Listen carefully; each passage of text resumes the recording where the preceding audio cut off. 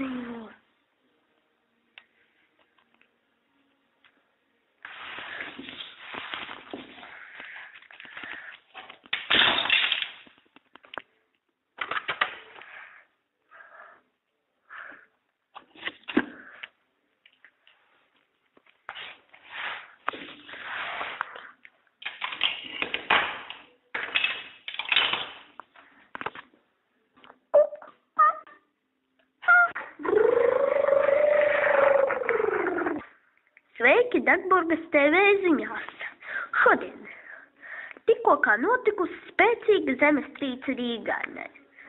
Postījumi ir bijuši nelieli, bet par laimi cietušo nav, bet lielākā daļa Rīgainas ir izpostītas. Piemēram, Rīgainas pasta nodaļa izpostītas kāpnes uz augšu. Rīgainas pasta nodaļa nokritis uzraksts un uzraksts uzkritis uz mašīnas. Postījumi ir Rīgainas 2. trolejbusu parkā.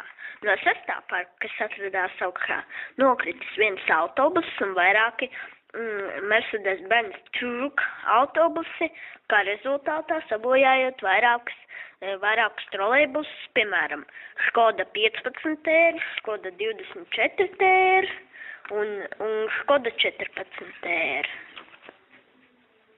Jau šobrīd vairākās vietās ir atbraukusi policija un ātrā palīdzība, lai sniegtu palīdzību šoferiem, kas palikuši autobusos un trolejbusos, un, protams, arī izpratināt cilvēkus par notiekošo.